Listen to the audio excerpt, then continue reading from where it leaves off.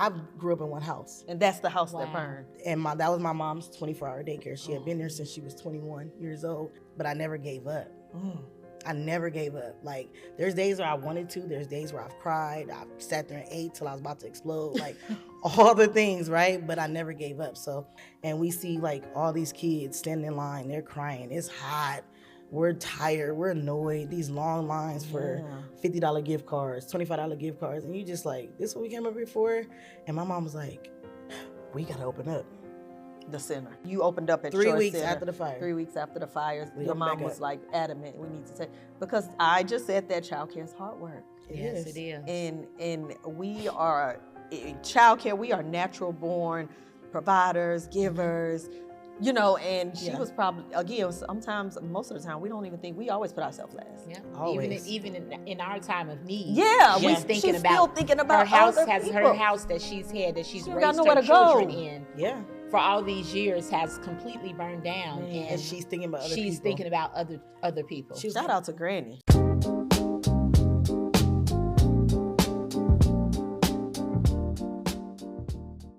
Welcome to another episode of Let's Talk Childcare. I'm Jamarrion, the Childcare brander. And I'm your girl Latrice, the childcare chick. And here on the Let's Talk Childcare podcast, we keep it real in these childcare streets. Now, let's talk childcare.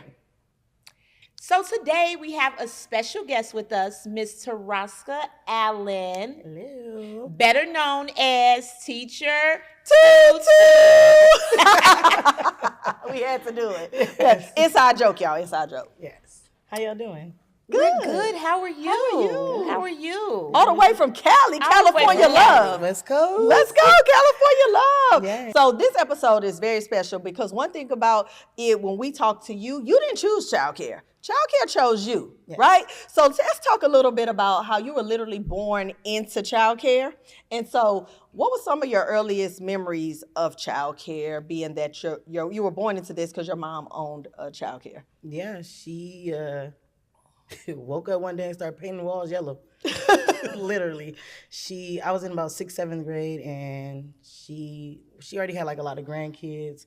My mom was the second big house, and one day she was like, yeah, I'm gonna start a daycare, and started moving furniture out. And we come from a home where every Saturday you gotta get up and you gotta clean, and you can't go in the living room and all the things. So I was confused why we was even cleaning up on Saturdays in the living room when we couldn't go in there. But now we got kids just running through there. But that's what she decided.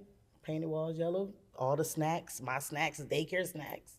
And so she just started having children there. And so did you help? And you said you were in like 6th or 7th grade. Were you required to go help, or were you just helping her? What are some of your memories of having these children when you came home from school? Was they there? Did you have to clock in?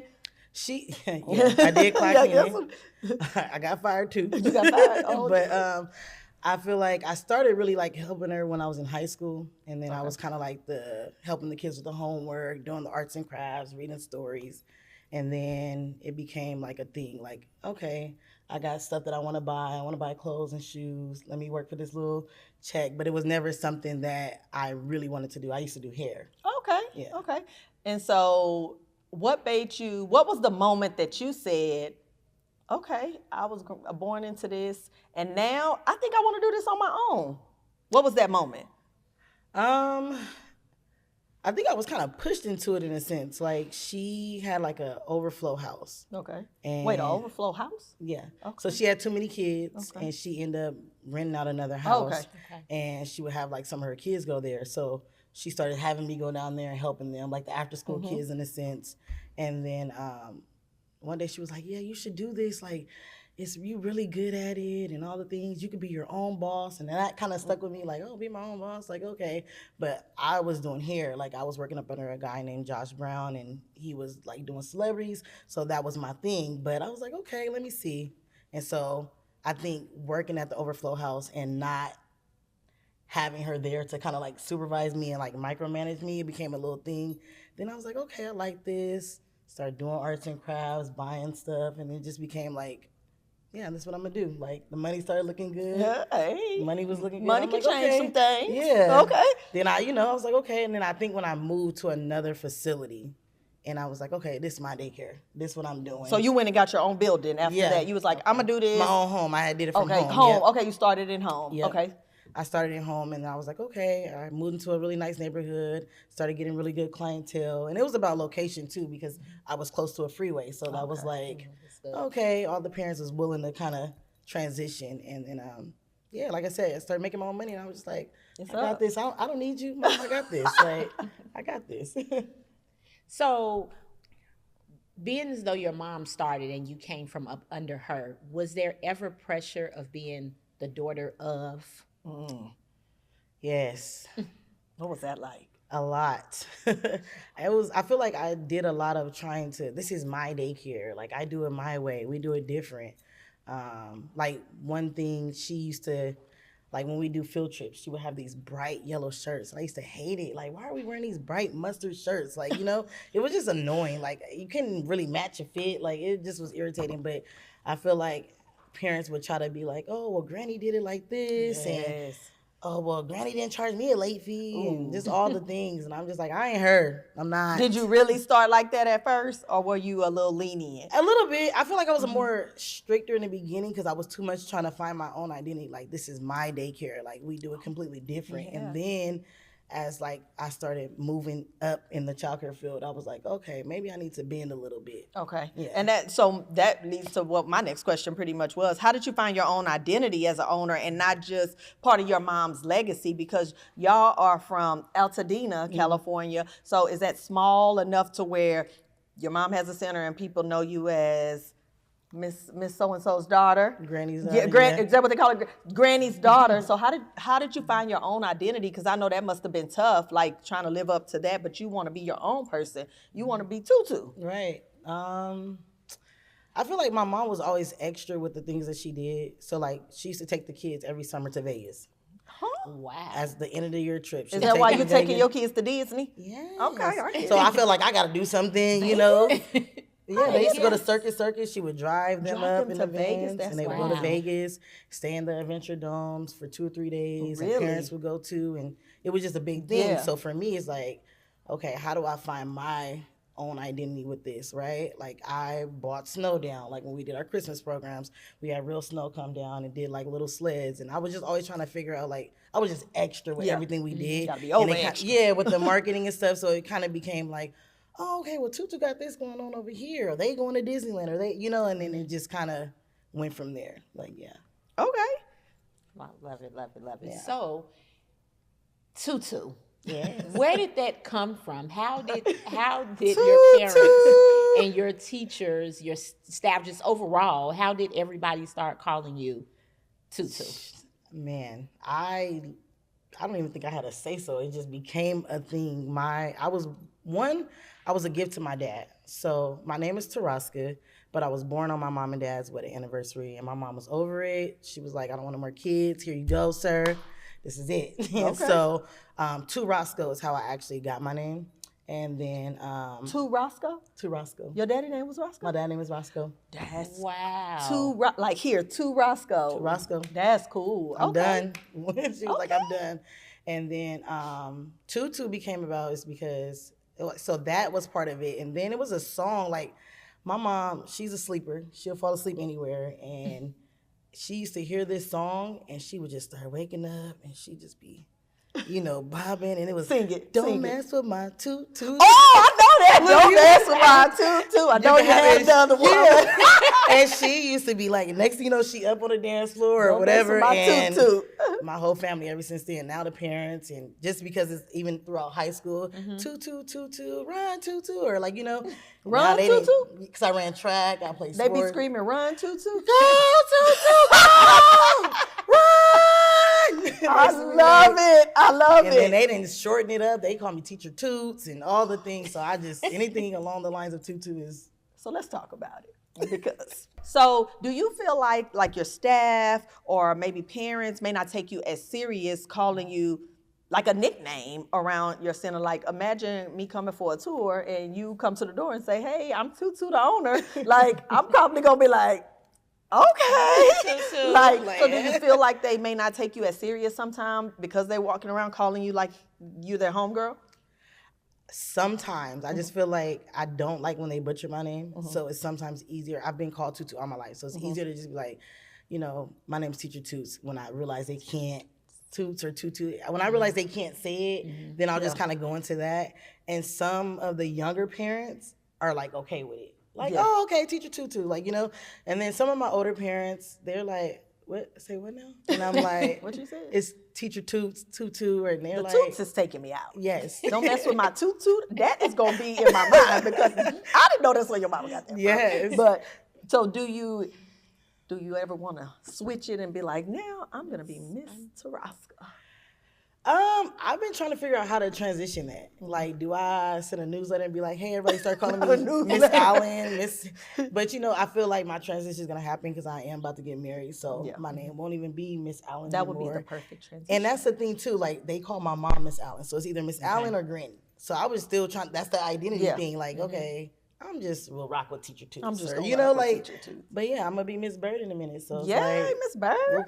We'll make the parents put some respect on it at some Put point. some respect on your name. Yes. We're gonna do that. Okay, I love that. So we talked about you coming up under your mom's shadow, and we talked about you're from Altadena, California. Now, I only know what I see on TV about California. Hey. What was growing up like? Do you have siblings? What was growing up like as a child? Y'all say Medea? Yeah. Roscoe was like Medea, the male version. Really? And that's my dad. And he was just more like, sit your goat smelling it. You know the rest.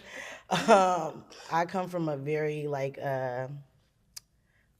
more urban family. Okay. Very outspoken, I guess you could say.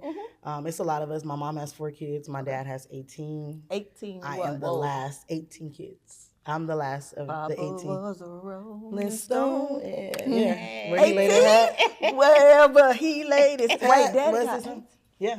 But my mother and father are 20 years apart. So my dad is 20 years older than my mom. Really? 20 Yes. years apart. Okay. Wow. Okay. So you grew up with a big family. I grew up with a big family. And even my mom, she came from a big family. She is the second oldest of 9. Okay. So, And you're the baby out of 22? no, I'm the baby of 18. My And dad of has the 4? 18 and my mom has 4. And you're the baby of both sides? 22. Wow. Oh, yeah. Yeah. So how was that? A lot of pressure? It was a lot of pressures because my siblings, they made it hard for me. Like, they put my mom, they took her through there. Took her Like, through there. They did. My brothers, they're a little, tough. I'm gonna say that. My sister, they all had kids, so it was always like the big house. My mom actually is the second big house versus my grandmother's, and so my grandmother lost her home. My mom's house became the next big thing. family house. So everybody always lived with us. My mom asked me my senior year, "What do you want for your birthday?" I said, "My own room." Oh, you know, And she did that. And she did that because I always shared with my brothers, my sisters, they kids, cousins, family, aunt. Like, it was just always the house. So I think that's kind of why she just did the daycare. Like, we're going to do that. Y'all was the house anyway. Might as well make some money. Might as well make some money. She's smart. Yeah, she is. Businesswoman. You got one? So, with growing up, in your neighborhood, being close knit with your family, your mom having the neighborhood daycare, what would you say that you feel like you're a pillar in your community? This way you pop it. Talk your Because we heard that that you that girl. is that girl in there. That's what we heard. I'm humble about this. Pop yo. Really, I like to give credit to my mom because she started it, right? And so I kind of like followed in her footsteps. But I mean, yeah, we got childcare locked down in Cali. Okay. Hey, listen. Your mom tried it and you took it up a notch. Yeah, I took this it is up. the time where, like, this work is not easy, right? it's So not. when we are doing amazing things, it's okay to pop it. I am changing lives in my community. Yeah. I am doing amazing things for the families and children in, your community. So that leads to my next question. Personally, why is this work in childcare so important to you? Honestly, so when my mom had childcare, she started out as a 24-hour facility. And then when I branched off. I did the 24-hour thing too. And so I had it from my house, and we always had kids. But I was young. I was 23, 24. And so I was still trying to, like, you know, hang out, travel, jet skis and all the things. But there's kids at my house at 3, 4 o'clock in the morning, you know? But it was such a need. And I felt my mom when she said that. My mom started daycare because she had a hard time with a rotating shift. So she would work graveyards and weekends and all the things, and that's what people needed. So a lot of our parents, even in Altadena, are, you know, they work for the hospitals, they work for the metro bus stations and like all the things. So they're essential workers, and we kind of realized like this is a need, right? And then not even just that, like people need care past 6 o'clock. Yeah. Like a lot of schools and summer camps, or, you know, daycares, they close at 5, 6, 6:30 the latest, you know? And we needed that. And then we have like a lot of parents that are just single who just need the extra need support. it. Yeah, they need the extra support. So that's personal. This is it's personal. Like, personal. yeah. And then I was spoiled or well taken care of, I guess you could say. And there was a part of me that just, I feel like I lived through the kids in a sense. So everything that my mom pretty much got me whatever I want. So my daycare kids get whatever they want. Yeah. We gonna go to Disneyland every year. We gonna go do all these field trips. We gonna figure out how to make this money. We gonna do fundraisers, and y'all want a jumper? We gonna get a jumper. Because you're giving them experiences. Yeah. And would you say your centers are in like the inner city? Are you serving the inner city children, or? Yeah. You can say So that. you want to give them experiences and things that they may not be able to get if it wasn't for you. True. So I love that. Yes. So what's been harder for you? I know right now you have been, I know that you want to scale, right? Because I mean, you that girl, so you busting out the seams up in your childcare center. Yeah. So what's been harder? Was it harder starting, or now that you're at this point of scaling, which one is harder for you? Was it starting or scaling? I think scaling is probably harder than starting, because being born into it, like that was easy. Even when I first started my daycare, I wasn't fully licensed. Okay. I was just running it. You know, my mama had sent kids, and I'm like, okay, cool. So you was illegal. Yeah. Okay. I was illegal. And you know, so Jay talks about been there before. We're not judging. I mean, you get it how you live, and then you got, you know. Me and my siblings, we bought my mom like a little logo mat to go on her van, and so I had used her van for a field trip, and somebody told licensing we were sharing kids. Oh, they told on us. And it wasn't like we were sharing kids. I actually was starting my own, but it was a year. Like, girl, when you gonna get licensed? And I was just dragging the process. But when they came, it was like, you cannot run childcare. You have to be licensed. You have too many kids. And I was just like, okay, so we're gonna shut you down for 30 days. You gotta do the application and do all the things. And I was like, what? So then I'm like, what am I supposed to tell my parents? Like, they gotta go to work tomorrow. Yeah. So I just called my sister, like, hey. Can they come over there? I'm going to pay your rent.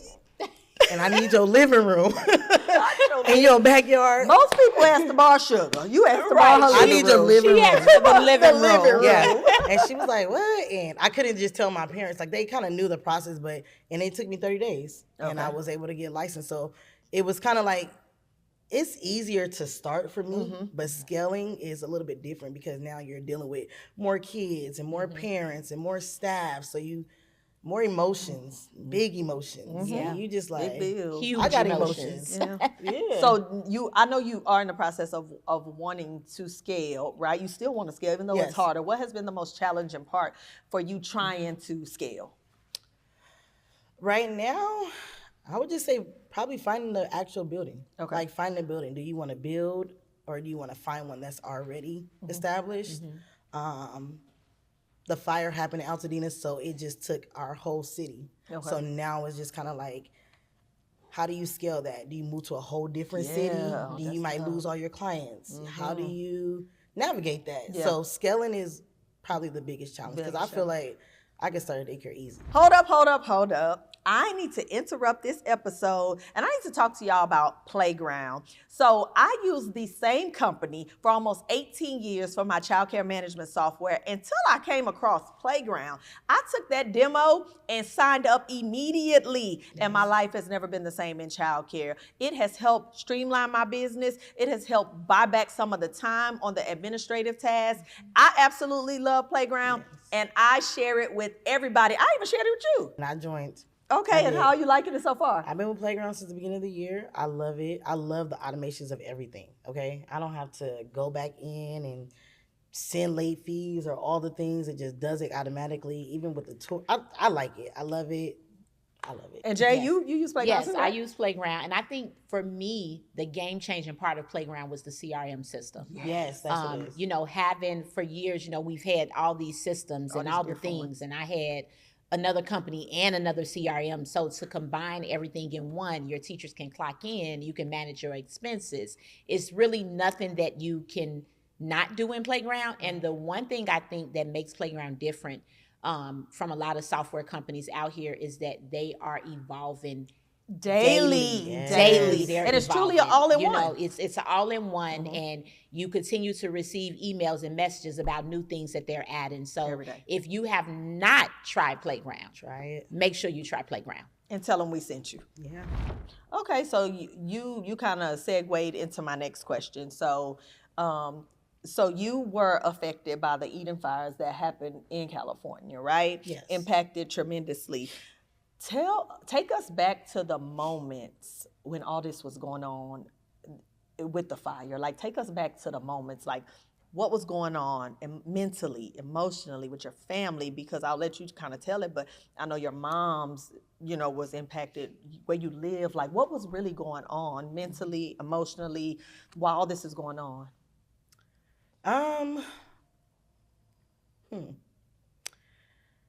It was a Tuesday when the fire actually first started. And before it started, we had power outage. It was very windy. And I remember we were just like, okay, you know, we operating off of generators and lights and candles and all the things. But one of my parents came in and she was like, it was like 5:30. Teacher Tutu, why are you still here? I'm like, what are you talking about? Yeah.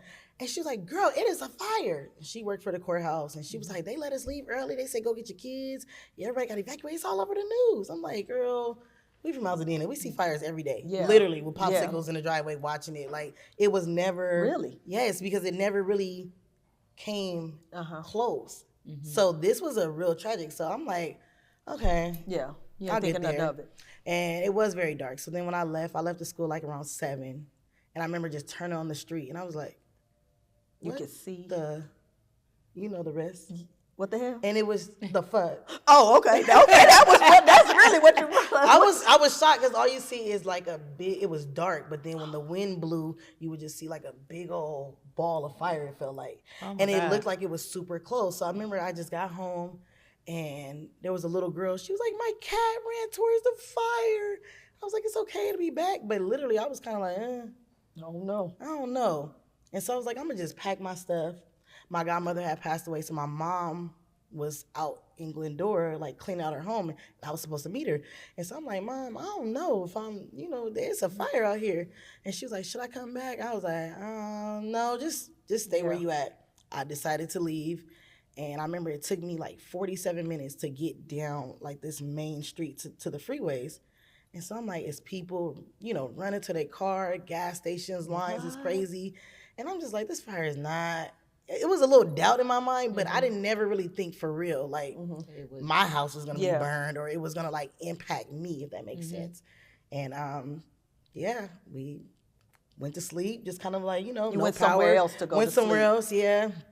Because I couldn't charge my phone. So I'm like, okay. Oh, I woke up the next morning. My daycare opens at 6. So I was in Altadena about like 5 something. And it was just so dark. But the fires was literally across the street from our schools. And I was like, oh my God. So I'm trying to drive up and I'm calling my mom. And it's like little fires everywhere, literally. Not even little fires, big fires. And you just keep hearing boom and boom, the cars exploding, trees. You get up and you about to hit a tree. And it was really scary, honestly. It was very, very scary. And I didn't even really know for real that my mom's house burned down until like later. And that's when it just hit me like. That's when it hit you. What?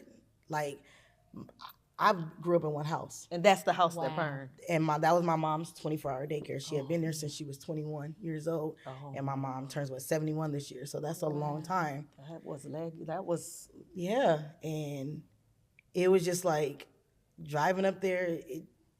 It was hard. It was very hard. And then after that, so I'm like trying to grieve that part. And then I'm like, well, let me just go see my spot. And then I get to my house and I'm like, and I just, that's Your when house was burned my too? house was burned down too. So that's when I was just like Oh over my it. I just God. started crying like on my knees because I'm like, now what? What? What do Yeah. we do Yeah. career-wise? What do we do? Where do we live? Where do we start? Where do our clothes? We don't have nothing. Like, Everything's going through your mind. yeah. And so my mom's like, well, just come out here to your godmother's house. And it's crazy. Like, you know, like my godmother kept asking me, like, do you want this house? Because my godmom was transitioning and she left it for my mom. And I was like, no, I don't want your house. It's okay, godmom. Like, you know, being dumb. Yeah. Yeah, I want it now. Like, I need it now. So that was hard. Yeah. And my mom, she's such a soldier. Like, Man. she was like, okay, well, you know, God has other plans. Wow.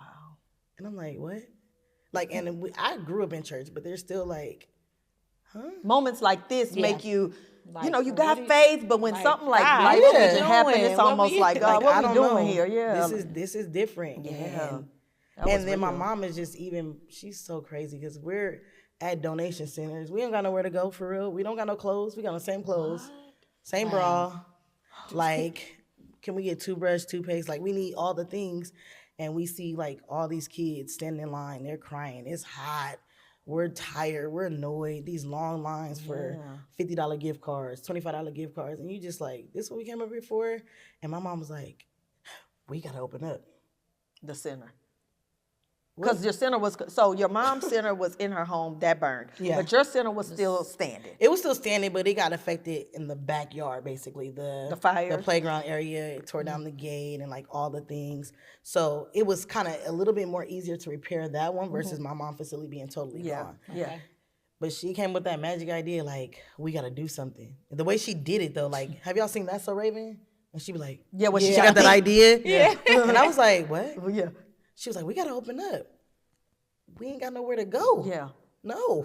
She was like, no, she was gonna like, figure this we got to out. figure it out. And literally, we was at the school. She had me clean it. And I was just like, this lady, she's still punking me. Still punking me. 30-some years old, you still, this is crazy. You clean She was enough. like, well, I got all these infants and they don't have nowhere to go. And like, so we're just going to do that. I said, I'm not even licensed for infants, Mom. Yeah. Well, we're going to just go call your licensing rep and all the things. And she was on it. And I was just like, in my mind, I'm processing like, your house is gone, lady. Yeah. And she thinking about other people. And you're thinking about other people. And I was just like, no. Yeah. And Y'all so you opened up at 3 Choice weeks Center. after the fire. 3 weeks after the fires. Your opened mom back was up. like adamant, we need to say, because I just said that childcare is hard work. Yes, it is. And we are, in childcare, we are natural born providers, givers, you know, and she was probably, again, sometimes, most of the time, we don't even think, we always put ourselves last. Yeah, Always. even in our time of need. Yeah, just she's thinking still about thinking about her house. other Has people. her house that she's had that she's She don't got raised nowhere her to go. children in yeah. for all these years has completely burned down, And she's thinking about other she's people. thinking about other people. She was Shout like, out to Granny. Shout out to Granny, but she be doing some wild things. Wow. I be like, spare me. So rebuilding, you said y'all had to go back, y'all had to rebuild. Have you had a lot of support for the communities? I know you kind of shared that the Dodge Rams had reached out to you, Yes. but have you had people see what you're doing? You are a pillar in this community, you're making a difference, you're impacting lives, and you had this challenge and people have wanted to support you. What does that look like? We've been getting support. Honestly, my church, Victory Bible in Pasadena, they have been like a really good support system for us. And then, of course, the LA Rams, they are trying to sponsor us, or they are. What I called them? The Dodge Rams. Who's that? I don't know. That's the a LA truck. Dodgers. That's a truck. The Dodge Rams is a truck. And y'all just got me up here confident. I think you put baseball and football together. No, the Dodge Ram is a truck. Oh, Dodge Ram. See, I didn't And you over here talking about, yeah. Why you did? I don't know. Who was go that? with the flow. The LA Rams. I'm sorry, the LA Rams. Got me over here looking crazy. Okay. You ain't saying nothing. Dodge Rams, and I'm like, yeah, that's Good. That's That's good. LA Rams. So what did I say? That's a truck. Oh, okay. Y'all heard me and didn't even correct me. Okay. That's So funny. your church, The church, LA LA Rams. Save the Children, Mattel Toy Company. Oh, okay. They came out, and that was a big thing too. They came and I don't know if you guys heard of the Big Red Box. They came and they put up a big red box, and it has shelves, and they just put all type of toys. So many my toys. God. So when the kids came out, they were just Like Christmas. you can have whatever you want. All the kids left with like 10 to 12 toys. Oh, that was amazing. Cars, like all type of stuff. And, my school, Pacific Oaks, they gave us a nice check. And that's why I was like, oh, yeah, we going up at Disneyland. Everybody get churros, okay? Everybody get, you get Everybody churros. You get everybody. But, yeah, we that was they brought some hope back for us. They brought some joy, some normalcy. Because a lot of kids, one of the kids was like, my baby doll is gone. A little baby alive. Man. And I was just like, oh, Malia, it's okay. Like, but I want it. Yeah. I ain't got no house, boo. We're going to have to figure out how we going to get you that. But they came through, and but they I came love that, through brought and, some hope back. Yeah, they did that. And that was very nice of them. So they've been very generous. So now we're just trying to, like, expand. So they're trying to help us find a building, help us with, like, just move that whole transition. What does it look like? Build out. Are we, find a new location? Are we trying to build? Are we, what angle are you trying to go? And we just had to pivot in a sense because that's what we do, though. That's what we do in childcare. We don't panic. We what? We pivot. We don't don't panic. that. Yes. We don't. Because we all, I think our industry is known for pivoting. Yeah. That's all the time. That's what we do. We have to. When you think about COVID, we had to pivot. Okay, so I think that it's so much strength that comes from your stories. Mm-hmm. What do you think makes you different as a leader because of where you come from and what you've been through? Cause I'm out here in these streets with y'all, like with my parents. I'm from the same city. I can relate to them in so many different ways. Yeah. And not even just that too. Like I come from a Pentecostal church family, like, and one thing I'm gonna do for real, I'm gonna pray for a kid. I'm gonna pray for a family. I'm gonna invite you to church. We gonna start there. I know where my help comes from, so when we're pivoting and we're trying to figure like all these things out, like at the end of the day, I'm gonna go to a corner and I'm gonna pray. Yes. I'm gonna isolate myself in the bathroom. I'm gonna cry for a little bit. We got 2 minutes. 2 minutes. 2 minutes. I'm gonna cry for 2 minutes, and then I'm gonna get it back together. And so my parents, my staff, my family, like my community, they know that I'm real. They know I'm gonna offer resources. I'm gonna offer support. We're gonna figure it out together. Yeah. You don't got transportation? Okay, look, we're gonna make some payments. I'm gonna still pick up your kid, but we're gonna figure it out. We're gonna figure it out. You really working together as a community. I love that. And I always tell the parents too, like, I'm your other baby daddy. Like, some of my single parents. Tutu? Yeah, teacher twos. I'm your baby daddy. Tutu. Because we got these boys that are just Yes. very like, they need to run and play sports. But, single mom, you're working all day. We're going to make sure their homework is complete, right? Right. We're going to make sure that, hey, why are you giving your teacher a hard time? Your teacher is my friend. So you want to disappoint me? Like, and I have to, like, talk to the boys like that. And the parents, they be like, thank you, teacher Toots. Yeah. They'll call me like, can you please? That's why I had to get a new number. Y'all start calling me late night. Like, we need a new number now. Like, can you talk to him? Like, what? And I think you're very resilient. All this stuff that you've been through, you didn't let what you've been through, how you were raised, what you're going through define who you are, and you just keep going. I think one thing I love just about, working with you is you've always been who you are. You always been who you are. You gonna keep it real. You don't let nothing stop you. Yeah. It be hard days, you still keep going. So my question is, on the days when it gets really heavy, because all of us know, childcare can take a toll on you. We are in charge of the people's most prized possessions. We're dealing with staff. We're dealing with our own personal issues while still trying to show up every single day for others. And it gets really heavy, this work sometimes. On those days, what keeps you going? Listen, I'm a stress eat. I'm gonna get some food. I'm gonna get some food. some stress eating. No, yeah, I'm gonna eat and I'm gonna be like, I need a minute. Like, it's kind of like a reset in a sense. Sometimes I get in those moods where I'm a little lazy. I just want to sleep in. I'm not gonna be at work at 6. I'm gonna be there at 9 or 10 because I feel sometimes like I'm depleted. My pastor, he's my spiritual father, and he's my go-to person for real. Like, PJ, hey, I need you to pray for me, you know, and he'll kind of like motivate me. And I have a good support system too. Like it's a lot of us. I come from a big family, so I could pick anybody I want to call. Yeah. They gonna make me laugh. They gonna tell me something. Yeah. But I don't sit in my mess. Okay. You get what I'm That's saying? I don't important. sit in it for too long. I'm always thinking like, okay, what can I do next? What I'm gonna do? Okay, this facility ain't available, so what's your supervisor number? Like, let me, you know, like I'm always gonna try to figure it out. So I'm gonna eat.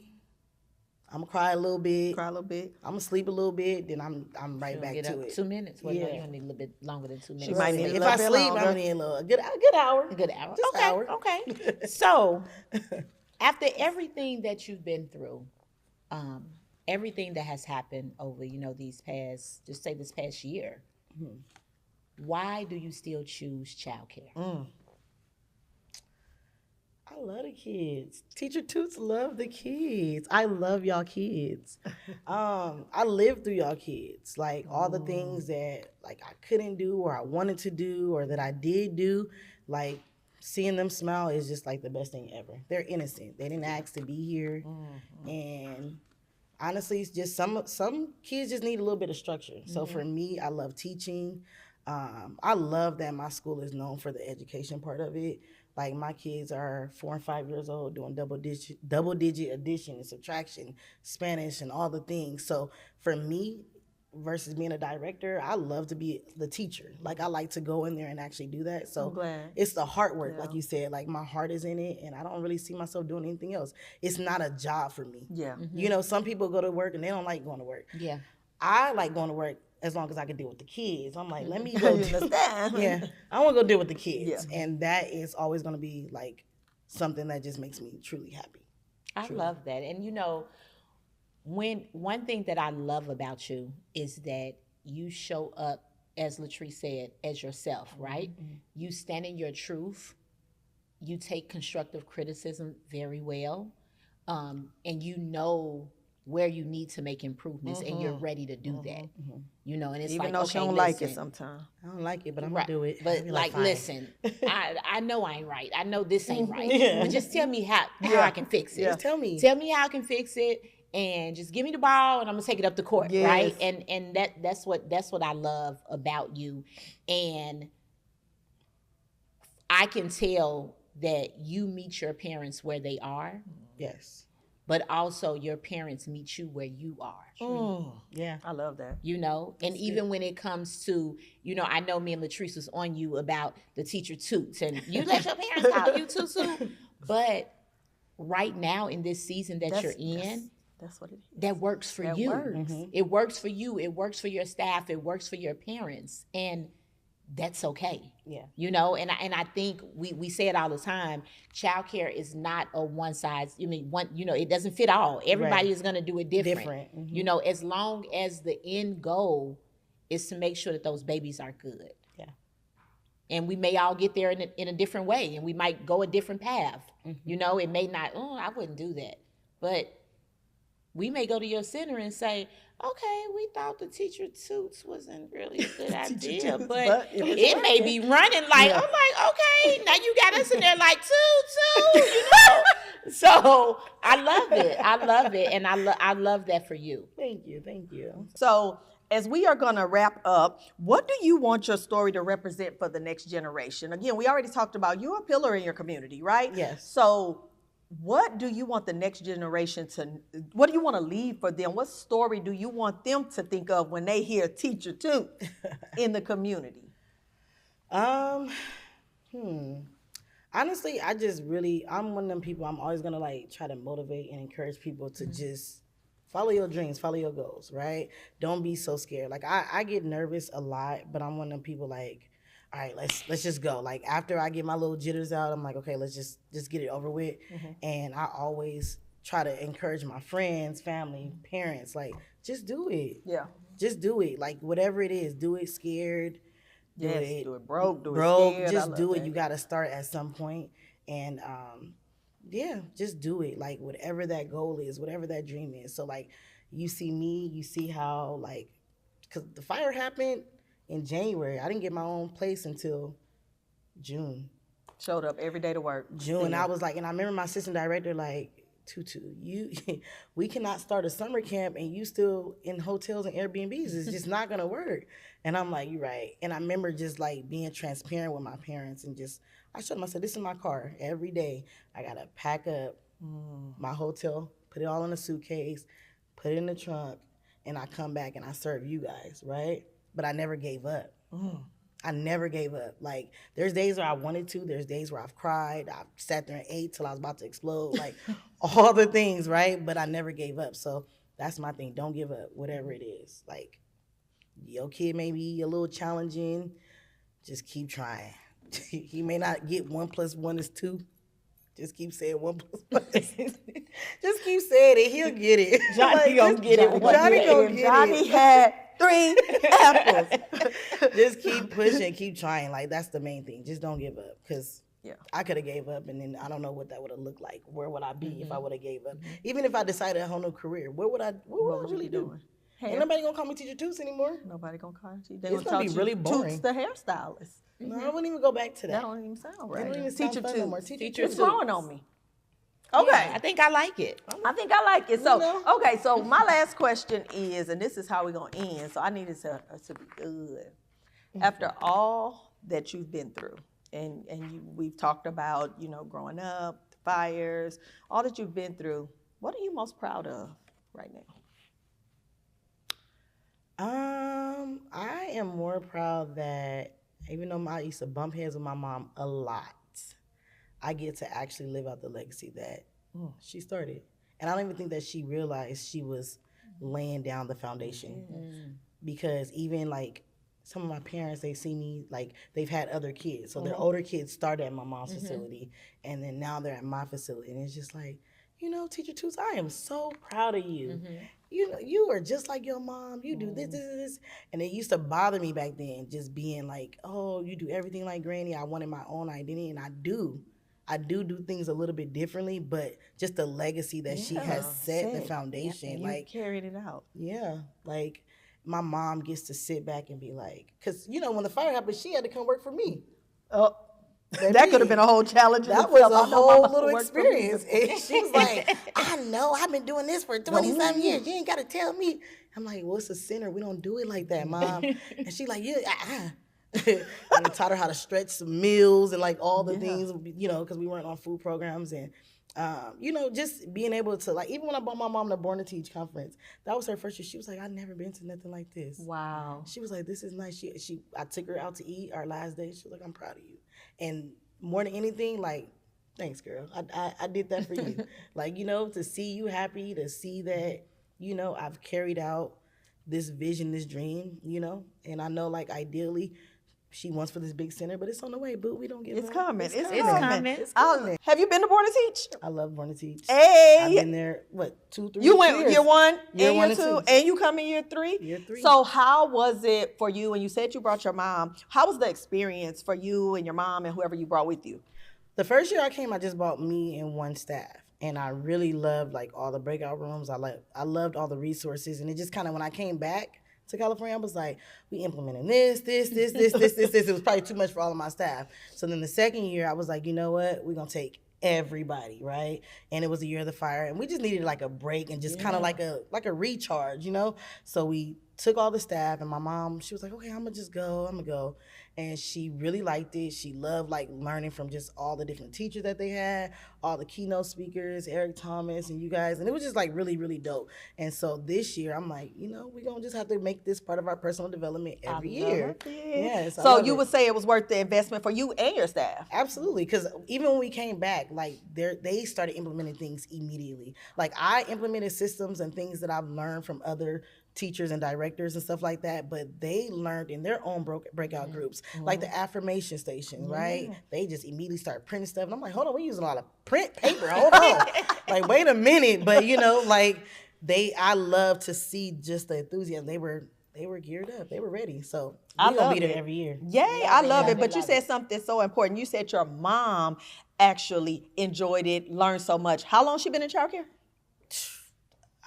Years, Like, over 20 plus years. 20 plus years, and she's still, because some people think, I've been in childcare 20 years, I don't need a conference, I know everything. That's what it was. And she was like, I really learned a lot. She was like, even when the guy was talking about the don't carry the monkeys and, basically taking different tasks from all the teachers, and then by the time you get back to your office, you're drained, you're depleted. And she was like, I learned like different systems and different things that I can implement. She was like, I'm used to being my own boss, but I guess I ain't too old to learn something new. I said, no, you're not, boo.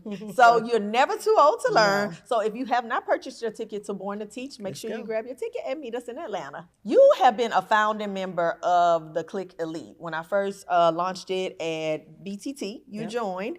And so we have been coaching together for almost 2 years now. How has it been for you?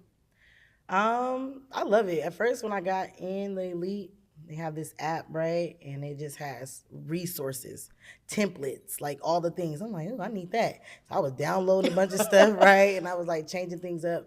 But the one-on-one coaching calls, being able to like talk to you about like crisis that's going on right then and there. Yeah, it's like perfect example, when the fire transpired, I'm like, my mom bought 7 infants. Where they gonna go? My facility was very small. Where they gonna go? And she was like, let me see.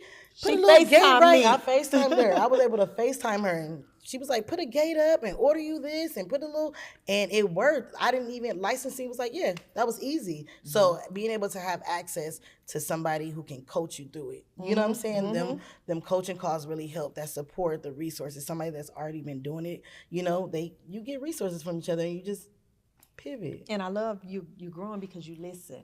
She don't like it all the time. No, I don't. But she listened, and I didn't like it, but I'm gonna do it, and it works. And she'll come back and be like, I'm glad I listened. Okay, it works. So she know how I feel about her.